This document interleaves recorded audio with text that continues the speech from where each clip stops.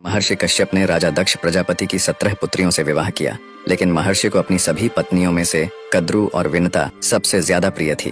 फिर कुछ वर्षों बाद एक दिन महर्षि ने खुश होकर अपनी दोनों प्रिय पत्नियों से उनसे कोई भी एक वर मांगने के लिए कहा। कद्रु ने महर्षि से 1000 पराक्रमी सर्पों की माता बनने का वर मांग लिया, तो विनता ने कद्रु से आपसी मतभेद होने के कारण उससे विपरीत जाकर महर्षि से एक ऐसे पुत्र की कामना की जो कद्रु के सभी पुत्रों का नाश कर सके।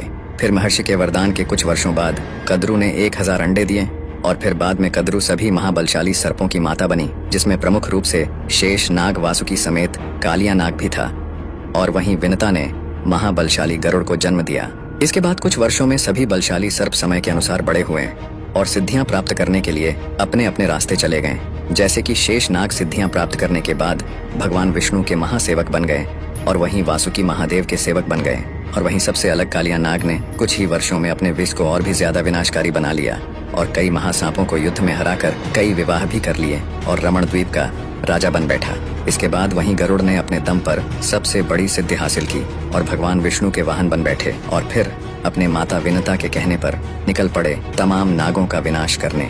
जिसके बाद कुछ ही वर्षों के अंदर गरुड़ ने शेष नाग को छोड़कर कद्रु के तमाम सर्प यानी कि नाग पुत्रों को ढूंढ ढूंढ कर समाप्त करना शुरू कर दिया। और फिर एक दिन गरुड़ कालिया नाग को ढूंढते हुए रमण द्वीप भी पहुंच गए और फिर दोनों में युद्ध प्रारंभ हो गया, जिसमें कि कालिया नाग की बुरी तरह से हार हुई और वह अपने पत्नियों समेत मौका पाते ही रमण द्वीप से पलायन कर गया और वह भागकर वृंदावन के यमुना नदी में आ बसा, क्योंकि यमुना उसके लिए एक सुरक्षित स्थान था। दरअसल एक बार महर्षि सौभरी के मना करने के बावजूद भी गरुड़ ने यमुना से तमाम मछलियों को बलपूर्वक पकड़कर खा लिया था, जिससे कि नाराज होकर महर्षि सौभरी ने गरुड़ को यमुना में दोबारा प्रवेश करने पर मृत्यु को प्राप्त हो जाने का श्राप दे दिया था। और यह बात कालिया नाग भली भांति जानता था।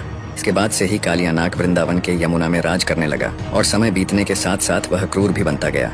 नदी के पास भटकने वाले जीवों को वो कच्चा चबा जाया करता और उसने अब तक अनगिनत मनुष्यों और अन्य जीवों को क्रूर तरीके से मौत के घाट उतारने का सिलसिला यूं ही जारी रखा। साथ ही उसने यमुना के जल को भी जहरीला बना दिया था, जिसे पीने के बाद जीवों की मृत्यु हो जाया करती। और फिर एक दिन वो समय आ ही गया जब भगवान विष्णु ने धरती पर श्री कृष्ण के रूप में अपना 8वां अवतार लिया और उनका जन्म मथुरा में देवकी और वासुदेव के महल में स्थित एक बंदी गृह की कोठरी में हुआ, क्योंकि देवकी के भाई कंस को आकाशवाणी हुई थी कि उसकी मृत्यु देवकी के संतान के ही हाथों होनी है, और इसी डर से उसने अपनी बहन देवकी के एक के बाद एक संतानों को मारना शुरू कर दिया। फिर आखिर में जब श्री कृष्ण का जन्म हुआ तो उनके पिता ने उन्हें सुरक्षित रखने के लिए उस आधी और तूफानी रात में कारागार से बाहर निकल गए, क्योंकि श्री कृष्ण की माया से उस रात कारागार के सारे द्वार खुल चुके थे और सिपाही भी बिल्कुल बेहोश हो चुके थे।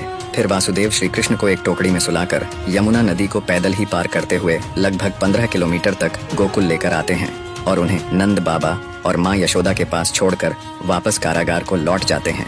दरअसल वासुदेव जब यमुना नदी पार कर रहे थे तो स्वयं शेष नाग उनका रास्ता बनाते जा रहे थे। इसके बाद नंद बाबा और माता यशोदा ने बेहद लाड़ प्यार से श्री कृष्ण का पालन पोषण किया। फिर कुछ वर्षों बाद अपने राज्य में कंस के बढ़ते हुए अत्याचार को देख नंद बाबा और माता यशोदा समेत श्री कृष्ण को लेकर मथुरा को छोड़ वृंदावन आ बसे। श्री कृष्ण बचपन से ही बड़े नटखट स्वभाव के थे। श्री कृष्ण का हर दिन और हर पल शरारत से भरपूर होता था। वे शरारत करते करते कई लीला भी कर देते थे और हर लीला के पीछे उनके कई उद्देश्य भी पूरे हो जाया करते थे। यूं ही शरारत करते और लीला रचते श्री कृष्ण थोड़े बड़े हुए और फिर एक दिन वे अपने मित्रों के साथ गेंद खेलने यमुना के समीप पहुंच गए। फिर कुछ देर बाद खेलते वक्त गेंद यमुना नदी के अंदर चला गया और फिर उनके मित्रों के तमाम मना करने के बावजूद भी गेंद वापस लाने के लिए श्री कृष्ण नदी में कूद पड़े। फिर यमुना नदी के अंदर जाने के बाद श्री कृष्ण ने गेंद को ढूंढना शुरू किया, जिसके कुछ देर बाद अचानक उन्होंने अपने पीछे विशालकाय और भयंकर महासांप कालिया नाग को पाया और कालिया नाग ने उन्हें पानी के अंदर देख बेहद घातक तरीके से हमला करना शुरू कर दिया। पर श्री कृष्ण ने उसके हमलों से बचते हुए कालिया नाग पे पलटवार किया। फिर काफी समय तक ऐसे ही दोनों के बीच काफी भीषण युद्ध चलता रहा। नदी के ऊपर उठते भयंकर बुलबुले देख श्री कृष्ण के मित्र पूरी तरह से घबरा गए। फिर आसपास के गांव वाले भी नदी के पास इकट्ठा हो गए और पानी के अंदर कालिया नाग जब श्री कृष्ण को पकड़ने में नाकाम होने लगा तब उसने अपने भयंकर विष से श्री कृष्ण पर प्रहार कर दिया, लेकिन इस विष का श्री कृष्ण पे कोई असर न हुआ। फिर श्री कृष्ण पानी के अंदर ही उछलते हुए कालिया नाग के सिर पर जा खड़े हुए और वहीं कूदने लगे, जिससे कि कालिया नाग गंभीर रूप से घायल होता चला गया। इसके बाद कालिया नाग की पत्नियों ने श्री कृष्ण से कालिया नाग को क्षमा कर देने की विनती करने लगी, जिसके बाद श्री कृष्ण ने कालिया नाग को क्षमा कर यमुना छोड़ वापस रमण द्वीप जाने का आदेश दिया और दोबारा से निर्दोष प्राणियों को न सताने का भी उपदेश दिया। फिर कालिया नाग ने श्री कृष्ण से गरुड़ के अत्याचार की बात कही, जिस पे श्री कृष्ण ने कालिया नाग को ऐसा दोबारा होने पर उसके सिर में छपे उनके पैरों के निशान गरुड़ को दिखाने की सलाह दी। जिसके बाद कालिया नाग श्री कृष्ण की बात मानते हुए अपनी पत्नियों के साथ सीधे रमण द्वीप चला गया। और जब गरुड़ दोबारा रमण द्वीप आए तो कालिया नाग ने सीधा अपने सिर में छपे श्री कृष्ण के पैरों के निशान उन्हें दिखा दिए। जिसके बाद गरुड़ रमण द्वीप से वापस लौट गए। तब से इसी प्रकार कालिया नाग खुशी खुशी अपने पत्नियों के साथ रमण द्वीप में ही रहने लगा। और यहाँ वृंदावन में श्री कृष्ण अपनी शरारती लीलाओं को करते हुए और भी तमाम समस्याओं का समाधान करने में जुट चुके थे।